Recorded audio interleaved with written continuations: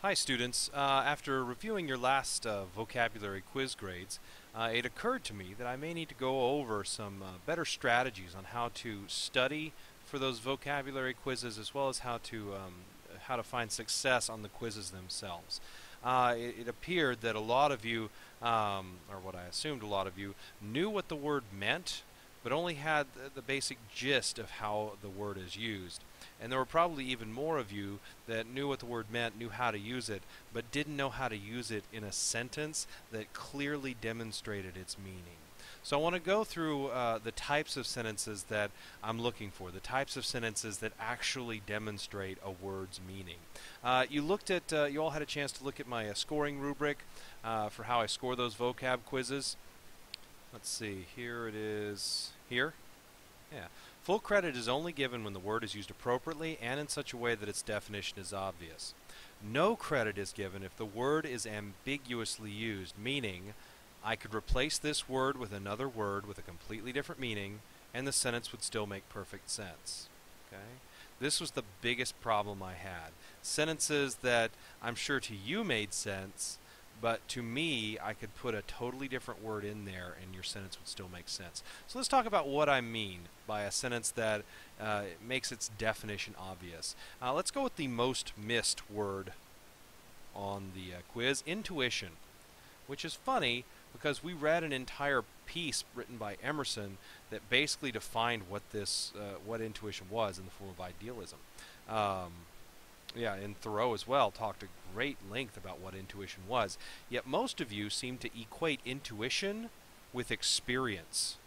These are not the same thing. Intuition is that inborn knowledge that we are gifted with at birth. We don't learn this through experience. We don't learn this through study. We just have this knowledge. Okay? That's what intuition is supposed to be, whether you believe you have it or not. So let's take a look at some of the sentences that I saw and why they're not really correct. Alright, I saw sentences like this. The quarterback, whoops, missing a V. The quarterback used his intuition to make plays all over the field. That is an example of ambiguous usage. The quarterback used his intuition to make plays all over the field. I could very easily just take the word intuition out and use the word running skills. Now, does intuition mean running skills? Absolutely not. But how do I know that you don't think it means running skills? Now you're seeing what I'm seeing. So, let's talk about how we can improve this sentence to make it more obviously demonstrate the definition. Well, we can start by adding a clause or a phrase to this simple sentence that makes the meaning of intuition a little more clear. I got a bunch of this. Let's see. Something to the effect of, having played in the NFL for many years, comma, the quarterback relied on his intuition to make plays all over the field. Now that's still not quite correct because for the same reason I said earlier, intuition does not mean experience. Okay? Intuition means that inborn knowledge. So this student is getting close. They know how to write a sentence where they know how to construct the sentence properly, but they don't get the definition right. So this is an example where the word is just actually misused. Okay? Let's take a look at a final way to do this that would make it that would allow it to receive full credit. So like I said, intuition means that inborn knowledge that you have. It's a rejection of rational thinking. So it's kind of the opposite of rational thinking. So using my same stem here, I could say, after taking a big hit and possibly being concussed, having a concussion like a quarterback might if he got hit really hard, possibly being concussed, the quarterback could no longer think through every play, but instead relied on his intuition or his raw instinct to make plays all over the field. Take a look at that. That's an excellent sentence. Now, the definition of intuition is undeniable. I know that based on the way it's phrased that it means raw instinct. And I know that intuition is something that you use when you cannot think or when you're not thinking, okay? When you cannot think. And so I've just kind of hinted at what intuition actually means. This particular skill, while a lot of you might think this is kind of obtuse, me making you write sentences like this, this particular skill, or actually the inverse of this skill, is seen on your SATs. The vocabulary sections on your SATs and those reading sections, they're fill in the blank, where you have to select the best word that goes in the blank. And those questions are set up exactly like this, with specific context clues, so that there's no ambiguity on, if you know the words, which word goes in the blank. So there's method to my madness, I assure you. Let's try another one. Intuition was the most missed. Let's try another one. Let's try idealism.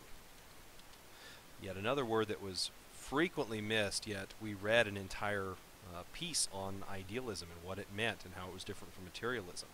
I got a lot of this. Children are often idealistic when they are young. Yeah, there's another example of an ambiguous usage. Guess what? I could take out idealistic and put often ill when they are young. Now, idealistic doesn't mean anything like what ill means, but how do I know that you don't think it means that? Okay, so that's not a very good sentence. That's very ambiguous. So I know that I want to point my sentence in such a direction that it defines idealistic in some way. So again, I go back to like a clause, or a clause in this case, a phrase in the last one. Let's see. This is a phrase. Without fully understanding the world, comma, children are often idealistic when they are young. That's getting there, but guess what? I could still replace idealistic with ignorant. And while some of you may be laughing to yourselves because you think idealism is ignorance, while that's humorous, it's not literally true. Yeah, it still doesn't give me a clear definition of idealism. So we've got to make this even more specific. And to make this more specific, we need a more specific clause or phrase that better defines idealism. Idealism isn't just not understanding the world, it's viewing the world in a certain way. So, because they often view the world as they want it to be, rather than as it actually is, comma, children are often idealistic. How long has that been there? There we go. Children are often idealistic when they are young. Perfect. I've included a chunk of the definition in my sentence. It's still an original sentence. It doesn't matter if it has a chunk of the definition in there. This is an exercise in demonstrating to me that you can use the word precisely in a specific context. Okay. So, I hope this little tutorial video has helped you. Perhaps you'll find a little bit better success in the next vocab quiz. Remember, when you're making your vocab flashcards, you have to have a sample sentence on there. So start writing your sample sentences like this, and then just regurgitate them when you get to the quiz, and it'll be a totally stress-free minor grade for you. Finally, don't forget to underline the word in the sentence. I'm still taking half credit off if you forget to do that, so please do that. Do that on your note cards as well, even though I won't notice on your note cards because I don't look at them that closely, because they're for your benefit. Make sure you always do this. Alright, that's it for this tutorial video. Be sure to subscribe to my YouTube channel for future helpful videos.